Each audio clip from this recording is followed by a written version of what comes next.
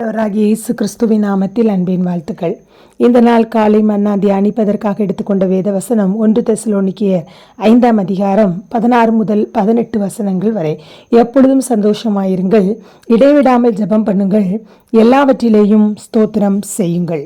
அப்போஸ்தலனாகிய பவுல் விசுவாசிகளுக்கு கொடுக்கிற 3 ஆலோசனைகள். எப்பொழுதும் சந்தோஷமாயிருங்கள், இடைவிடாமல் ஜெபம் பண்ணுங்கள், எல்லாவற்றிலேயும் ஸ்தோத்திரம் செய்யுங்கள். இதில் அவர் முக்கியமாக வலியுறுத்துவது எல்லாவற்றிலேயும் ஸ்தோத்திரம் செய்யுங்கள். எபிரேயர் 13:15 வாசிக்கிறோம், அவருடைய நாமத்தை துதிக்கும் உதடுகளின் கனியாகிய ஸ்தோத்திர பலியை அவர் மூலமாய் எப்பொழுதும் தேவனுக்கு செலுத்த கடவோம் என்று வாசிக்கிறோம்.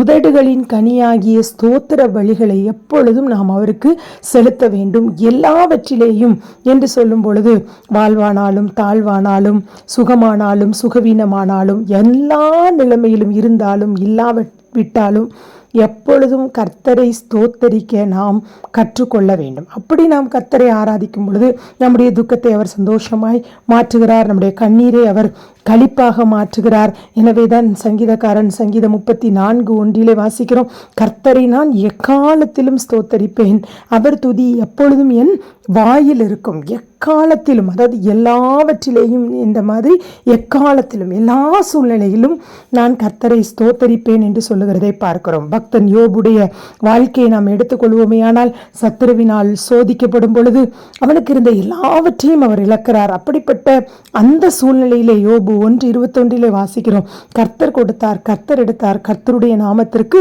ஸ்தோத்திரம். அப்போ எல்லாம் இருக்கும் பொழுதும் யோபு கர்த்தரை ஸ்தோத்தரித்தார். இப்பொழுது எல்லாம் அவரை விட்டு போய்விட்டாலும் அவர் கர்த்தரை ஸ்தோத்தரிக்கிற ஒரு தேவனுடைய மனிதன் என்பதை அவர் விளங்க பண்ணினார். கர்த்தர் அந்த ஸ்தோத்திரத்தை பார்க்கிறார், அவனுடைய சிறையிருப்பை மாற்றுகிறார். அவனுக்கு முன்னிருந்த எல்லாவற்றை காட்டிலும் 2 மடங்கு கொடுத்து கர்த்தர் யோபுவை ஆசீர்வதிக்கிறதை பார்க்கிறோம். பாபிலோனிலே கர்த்தருக்கு சாட்சியாய் விளங்கின தானியேலுக்கு ஒரு சோதனை வருகிறது. ராஜாவை தவிர வேறு யாரையும் வணங்கக்கூடாது, அப்படி வணங்குகிறவர்களை சிங்கக்கபியிலே போட்டு விடுவோம் என்கிற ஒரு சோதனை வரும் பொழுது தானியேல் 6:16 வாசிக்கிறோம், தானியேல் தினமும் 3 வேளை தன் தேவனுக்கு முன்பாக முழங்கால் படியிட்டு ஜெபம் பண்ணி ஸ்தோத்திரம் செலுத்தினார் என்று பார்க்கிறோம். எப்பொழுதும் என்ன செய்வாரோ 3 நேரம் வழக்கமாக அவர் ஜெபிப்பது போல ஜெபித்து தேவனை ஸ்தோத்தரிக்கிறார். அவர் எதற்கும் பயப்படவில்லை. பட் அந்த சூழ்நிலையிலே அவருக்கு நடந்தது என்ன? தானியேலை சிங்கக்கபியிலே கொண்டு போடுகிறார்கள், ஆனால் சிங்கங்கள் அவரை சேதப்படுத்தவில்லை. கர்த்தர் தம்முடைய தூதர்களை அனுப்பி சிங்கங்களின் வாய்களை கட்டி போடுகிறதை நாம் பார்க்கிறோம். தானியேலி ராஜாவே சொல்கிறார், நீ ஆராதிக்கிற தேவன் உன்னை தப்புவித்தார் என்று சொல்லி. அப்படியானால் நாம் எல்லா சூழ்நிலையிலும் ஐயோ சட்டம் வந்து விட்டதே என்று தானியேல் கர்த்தரை துதிக்க மறுக்கவில்லை, ஸ்தோத்தரிக்க மறுக்கவில்லை. யோபு கர்த்தர் தான் எல்லாத்தையும் எடுத்துக்கிட்டாரே என்று சொல்லி கர்த்தரை ஸ்தோத்தரிக்க மறக்கவில்லை. எல்லா சூழ்நிலையிலும், சோதனையான நேரத்திலும், பாடுகளின் நேரத்திலும், இழப்புகளின் நேரத்திலும் நாம் செய்ய வேண்டியது எல்லாவற்றிலேயும் ஸ்தோத்திரம் செய்ய வேண்டும். எல்லா சூழ்நிலையிலும் மனரமியமாய் சந்தோஷமாக கர்த்தருக்குள் சந்தோஷமாய் இருந்து ஜெபம் பண்ணி ஸ்தோத்திரம் பண்ணும் பொழுது கர்த்தர் நமக்கு தேவையான எல்லா நன்மைகளையும் தர உண்மை உள்ளவராய் இருக்கிறார். யோபுக்கு 2 மடங்கு ஆசீர்வாதத்தை கொடுத்தது போல ஆண்டவர் பார்க்கிறார்.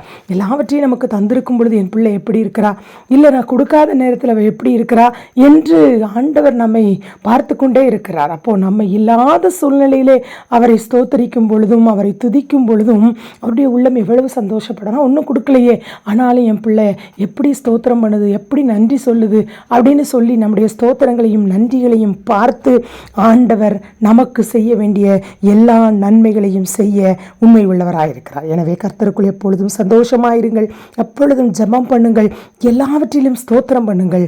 கர்த்தர் உங்களை ஆசீர்வதிப்பார். கண்களை மூடி ஜெபம் செய்வோம். நல்ல ஆண்டவரே, ஆசீர்வாதமானத காலை வேளைக்காக உமக்கு நன்றி செலுத்துகிறோம், உமக்கு ஸ்தோத்திரம் செலுத்துகிறோம். ஆண்டவரே, நாங்கள் எங்கள் வாழ்க்கையிலே கடந்து போகிற எல்லா சூழ்நிலையிலும் ஸ்தோத்திரம் பண்ணுகிறவர்களாக எங்களை நீர் மாற்ற வேண்டும் என்று நாங்கள் ஜெபிக்கிறோம். எல்லாவற்றிலேயும் நாங்கள் ஸ்தோத்திரம் சொல்ல வேண்டும். ஆண்டவரே, எந்த நிலைமையில் இருந்தாலும் நாங்கள் சந்தோஷமாக மனரமியமாக இருந்து ஆண்டவருக்கு நன்றி மட்டும் சொல்ல, ஸ்தோத்திரம் மட்டும் சொல்ல எங்கள் ஒவ்வொருவருக்கும் நீர் பலன் தாரும் ஆண்டவரே.